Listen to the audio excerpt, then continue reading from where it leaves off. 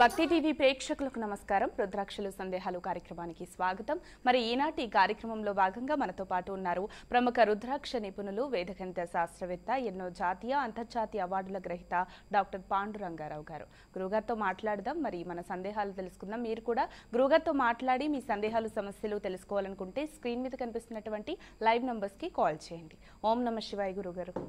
ఓం నమ శివాయ గురుగారు, మరి ప్రతిరోజు ఒక మోటివేషనల్ స్టోరీతో కార్యక్రమాన్ని మొదలు పెడతారు. ఈ రోజు ఏం చెప్తారు? ఇవాళ కూడా దానికి ముందు ఇవాళ 23వ తారీఖు జూలై, చంద్రశేఖర్ ఆజాద్, చంద్రశేఖర్ సీతారాం తివారీ ఒక సాంప్రదాయ బ్రాహ్మణ కుటుంబంలో పుట్టి తల్లిదండ్రులు ఆధ్యాత్మిక కార్యక్రమాల్లో పాల్గొమని, వేదం నేర్చుకోమని, ఈ రకంగా ఉండమని, సాంప్రదాయబద్ధంగా ఉండమంటే అవన్నీ మంటపట్టక బయటకు వచ్చేసాడు. బయటకు వచ్చేసినా కూడా ఇంట్లోంచి బయటకు వచ్చి అయినా కూడా మనసులో ఆగి బనారస్ వెళ్ళిపోయి వేద పాఠశాలలో జాయిన్ అవుతాడు వేదం నేర్చుకోవడం కోసం. అనుకోకుండా అక్కడ అరెస్ట్ అవుతాడు. అరెస్ట్ అయ్యి అక్కడ జరుగుతున్నటువంటి స్వాతంత్ర పోరాట ఉద్యమం కాదు. ఆ దీపక్ సార్ ఎందుకు నీ వెంటబడుతున్నాడు? వాళ్ళ డబ్బులు కోట్లు కోట్లు కోట్లు. నీ పేరేంటంటే, మీ నాన్న పేరంటే స్వాతంత్రం, నీ పేరేంటంటే ఆజాద్, నువ్వెక్కడుంటావంటే జైల్లో అని చెప్పినప్పుడు అతనికి జైలు విధించకుండా 15 కొరడా దెబ్బలు విధిస్తారు. ఆ రోజు నుంచి ఆజాద్ అని పేరు పెట్టుకుంటాడు. చంద్రశేఖర్ ఆజాద్ తివారీ, సీతారాం తివారీ అంటే చంద్రశేఖర్ సీతారాం తివారీ. తివారీ అంటే ఒక వేదం చదువుకునేటువంటి వాళ్ళు, ద్వివేది 2 వేదాలు చదువుకున్న వాళ్ళు, త్రివేది అంటే 3 వేదాలు, చతుర్వేది అంటే 4 వేదాలు. అలాంటి సాంప్రదాయ కుటుంబంలో పుట్టినటువంటి చంద్రశేఖర్ ఆజాద్ భగత్ సింగ్ని, సుఖదేవ్, జయదేవుల్ని కాపాడడం కోసం, ఆ రోజు పార్లమెంటు దాడిలో కాపాడడం కోసం తన ప్రాణాలే బలిపెట్టి బ్రిటిష్ వాళ్ళ చేతిలో చనిపోవడం ఇష్టం లేక తన 25వ ఏట తనని తానే కాల్చుకొని చనిపోయిన మహాయోధుడు, స్వాతంత్ర సమరయోధుడు. ఇవాళ ఆయన పుట్టినరోజు.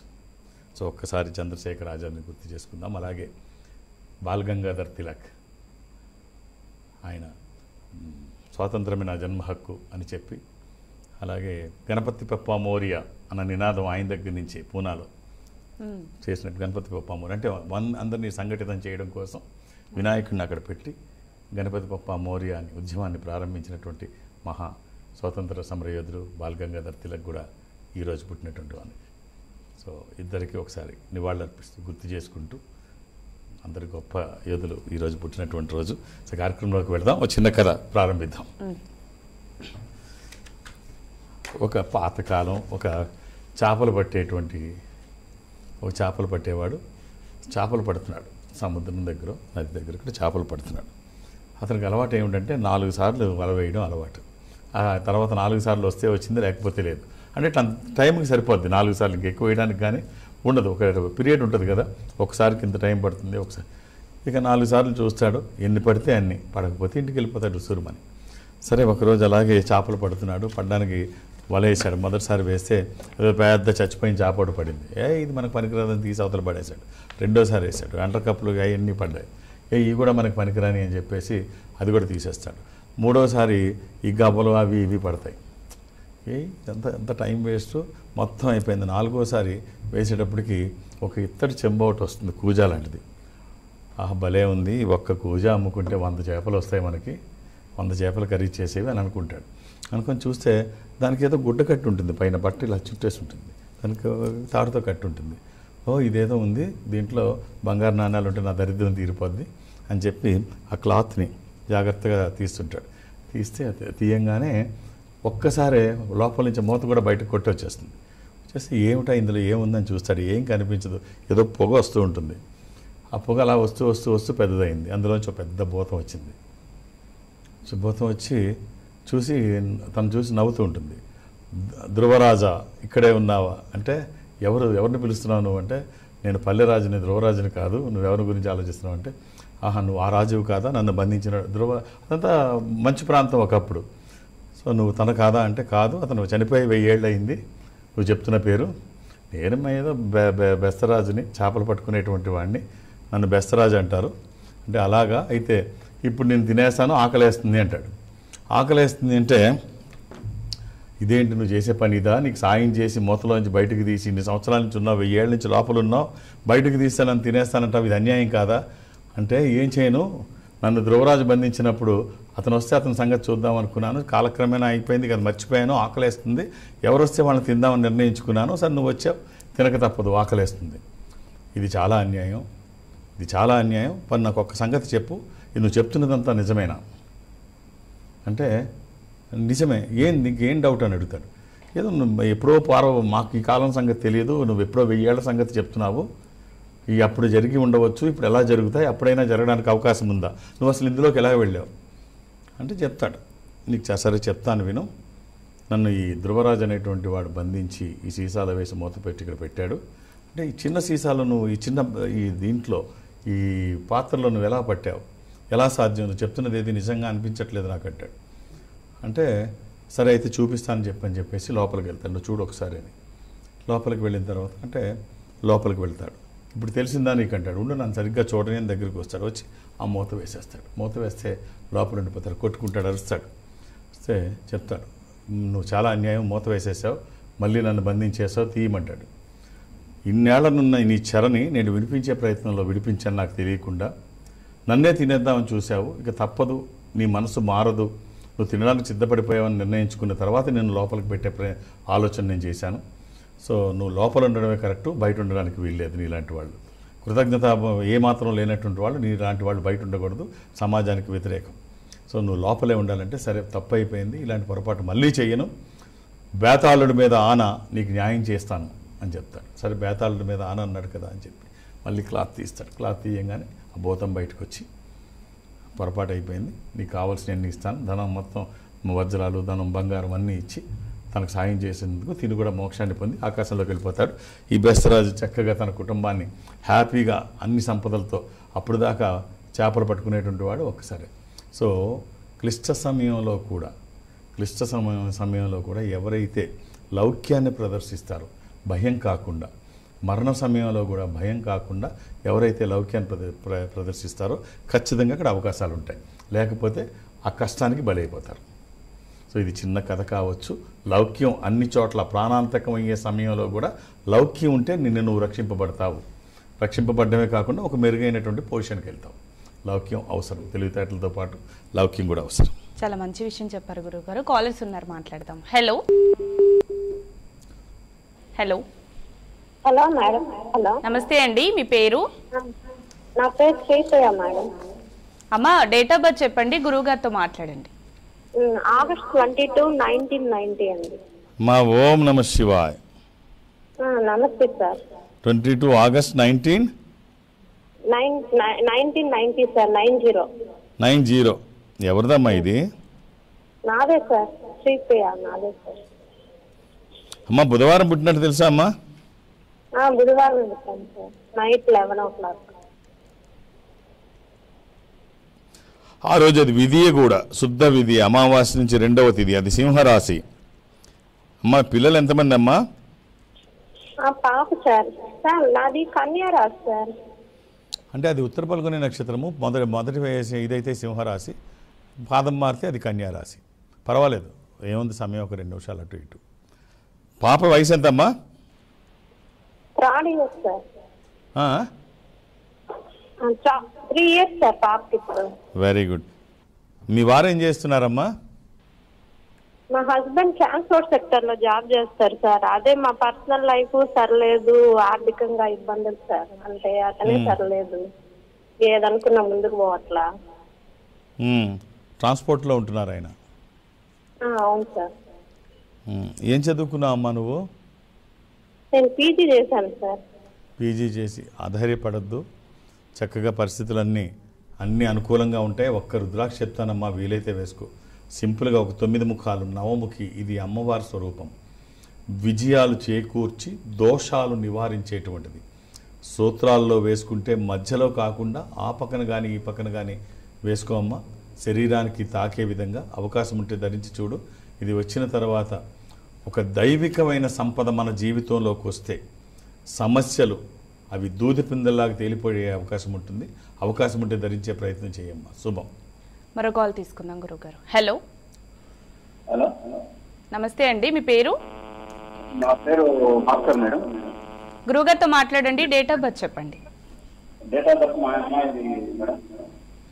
చెప్పండి. అమ్మ సార్ చెప్పండి సార్ చెప్పండి. ఓం నమ శివాయ్. సార్ మా అమ్మాయి గురించి తెలుసుకున్నాము. డేట్ ఆఫ్ బర్త్ ఇవ్వండి. 28/8/2004 సార్. 2004. అవును సార్. ఎంతమంది పిల్లలండి మీకు? సార్ 3 ఆడపిల్లలు సార్.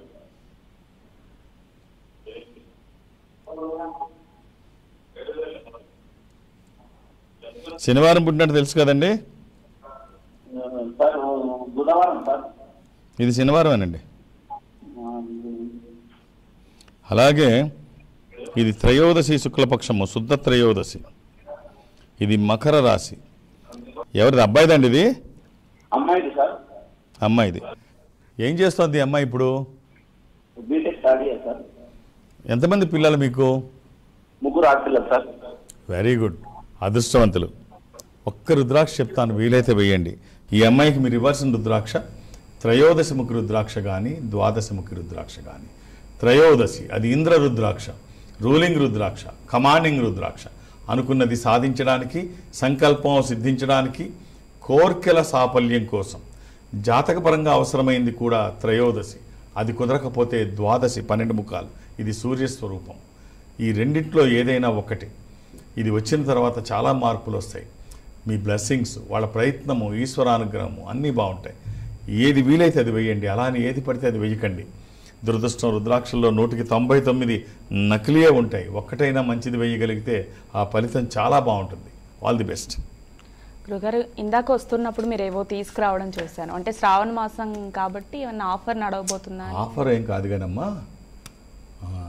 అది ఒక చిన్న గిఫ్ట్ లాంటిది. అంటే ప్రతి సంవత్సరం కార్తీక మాసంలో, శ్రావణ మాసంలో ఈ సంస్థ తరపున ఒక ఆధ్యాత్మిక సంస్థ కాబట్టి ఏదో ఒకటి చేస్తూనే ఉంటాం. ఈ మాసం అన్నట్టు నేను తీసుకొచ్చాను, ఇక్కడే ఉంది. ఈ మాసం అంతా కూడా జనరల్గా అయితే ఎల్లుండి నుంచి రేపు నుంచి ఇవ్వాలి. సో ఇవాళ చూపిస్తున్నాం కాబట్టి ఈరోజు మాస శివరాత్రి.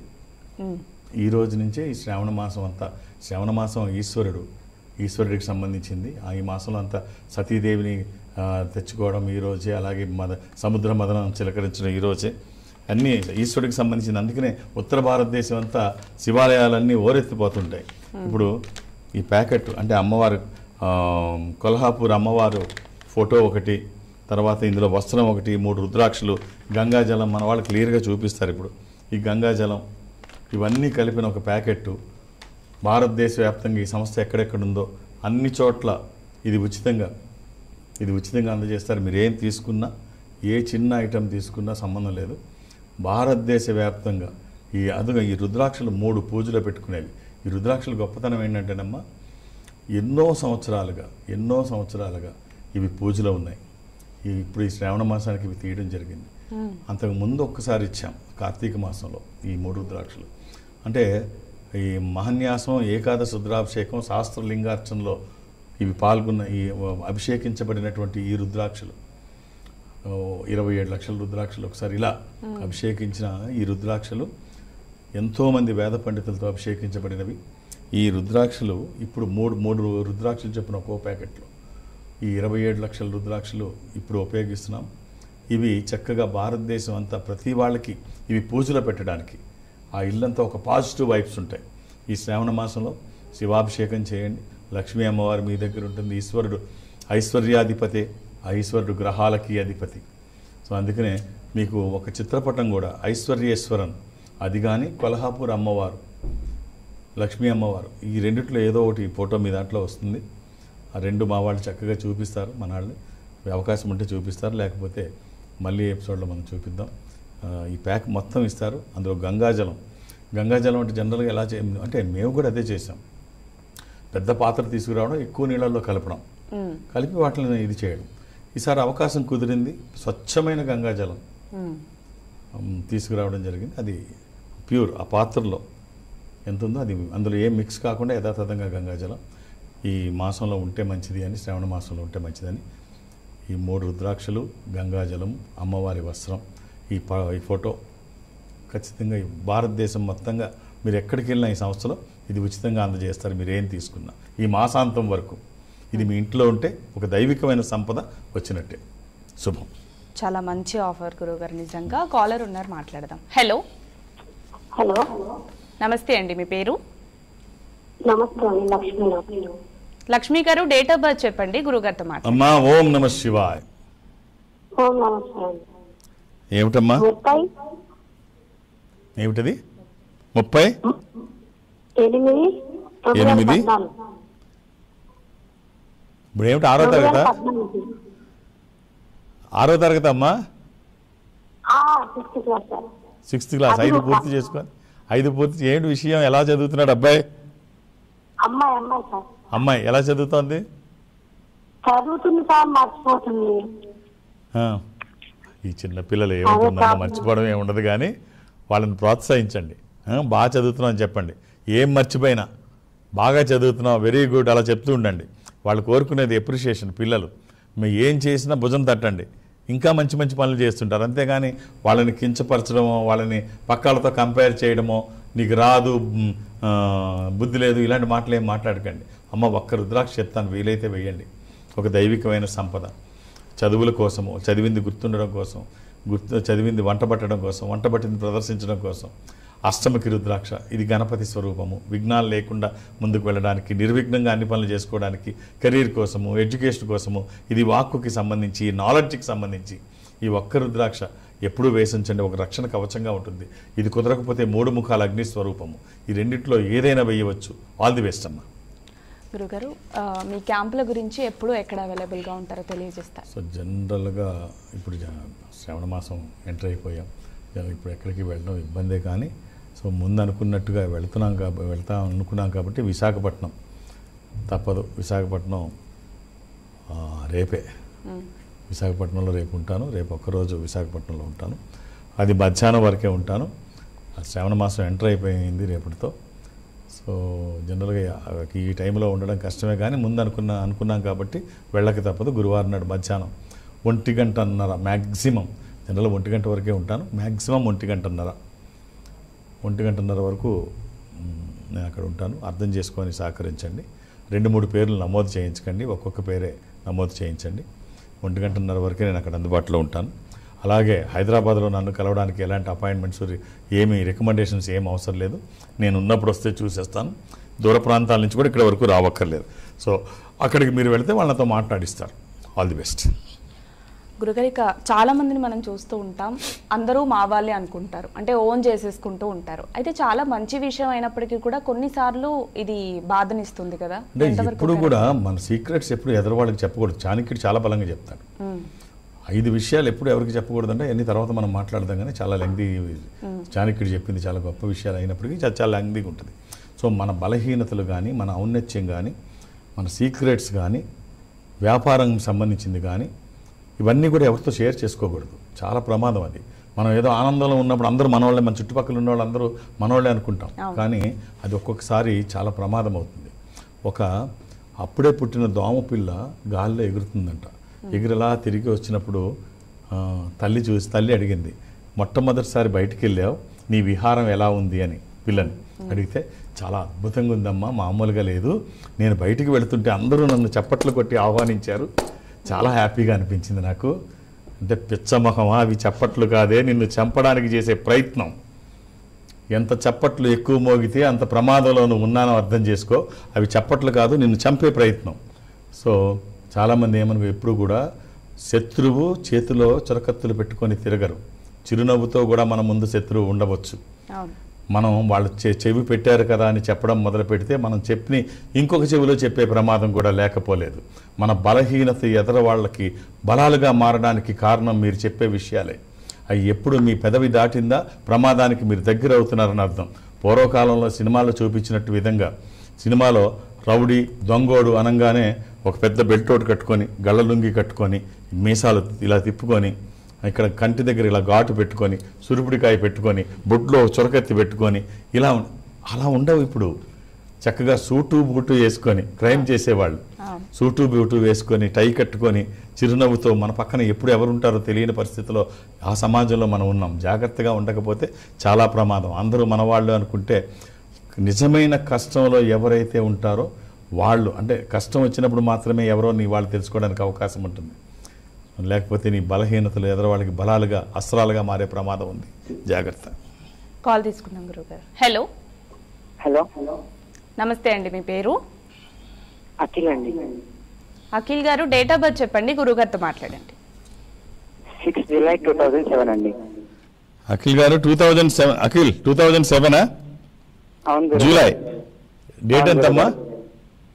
6. 6వ తారీఖు. అవును గురుగారు. ఏమిటమ్మా అఖిల్, ఏం చేస్తున్నావు? Inter second year Guruji. శుక్రవారం పుట్టినట్టు తెలుసా అమ్మా? అవును గురుజీ. ఎలా ఉన్నాయి స్టడీస్? మంచిగా చదువుతున్నా. ఇది విధియ, శుక్లపక్షము, శుద్ధ విధియ. ఇది కర్కాటక రాశి. ఏం చేద్దాం అనుకుంటున్నావు? What next?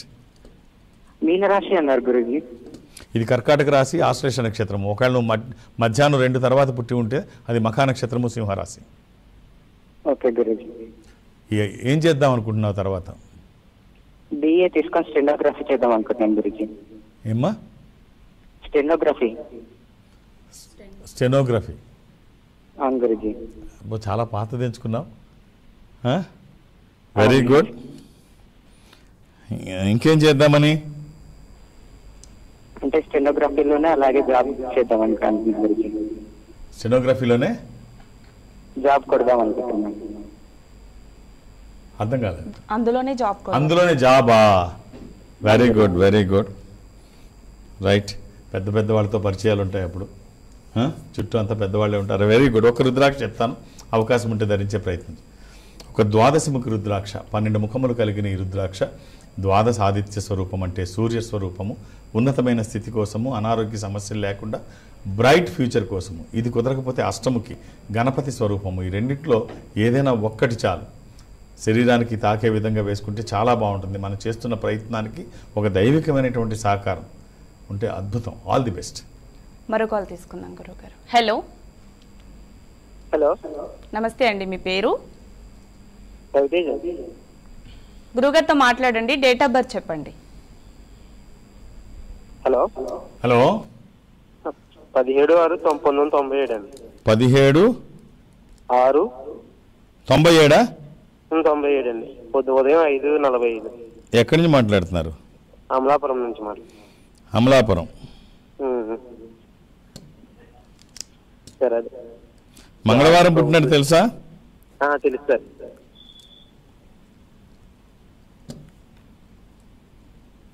అలాగే ఇది ద్వాదశి శుక్లపక్షము, శుద్ధ ద్వాదశి. ఇది వృశ్చిక రాశి, స్కార్పియో. జాతకం బ్రహ్మాండంగా ఉంది, మంచి హైట్స్కి వెళ్ళే జాతకం. మీ పేరెంట్స్ గర్వపడే స్థాయిలో ఉంది. వేసుకోవాల్సిన రుద్రాక్ష ఏకాదశముఖి కానీ దశముఖి కానీ 11 ముఖములు కలిగిన ఈ రుద్రాక్ష ఏకాదశ రుద్రస్వరూపం. ఇది హనుమాన్ స్వరూపము కూడా. ఆధ్యాత్మికంగా మంచిది, ఆరోగ్యపరంగా మంచిది, భయాందోళనకు అవకాశం లేనటువంటిది. అది కుదరకపోతే దశముఖి. దీంతో పాటు ఏ రుద్రాక్ష అయినా కలిపి వేసుకోవచ్చు. ఇది ఒక్కటి వేసుకున్నా బాగుంటుంది. మానసిక ప్రశాంతత కోసం జాతకపరంగా కూడా బ్రహ్మాండమైన పర్ఫెక్ట్ యాప్ట్ అది. ఈ రెండిట్లో ఏదో ఒకటి వేసుకుంటే చాలా బాగుంటుంది. All the best. గురుగారు, ఈనాటి రుద్రాక్షలు సందేహాలు కార్యక్రమంలో భాగంగా ప్రేక్షకుల సందేహాలకు, సమస్యలకు చక్కటి పరిష్కార మార్గాలు తెలియజేశారు. ధన్యవాదాలు. ఓం నమః శివాయ. రేపు విశాఖపట్నం. రైట్. మరి వీక్షించారుగా, ఇది ఇవాళ రుద్రాక్షల సందేహాలు కార్యక్రమం. మరో కార్యక్రమంతో మళ్ళీ కలుద్దాం. అంతవరకు సెలవు. నమస్తే. Indo Nepal Rudraksha organisation, Jubilee Hills, road number 45 మరియు సోమాజిగూడ, హైదరాబాద్. సంప్రదించాల్సిన ఫోన్ నంబర్స్ 9118845678, 9177778855, 8186899997, 7700963888. మా వెబ్సైట్ www.indonepalrudraksha.com.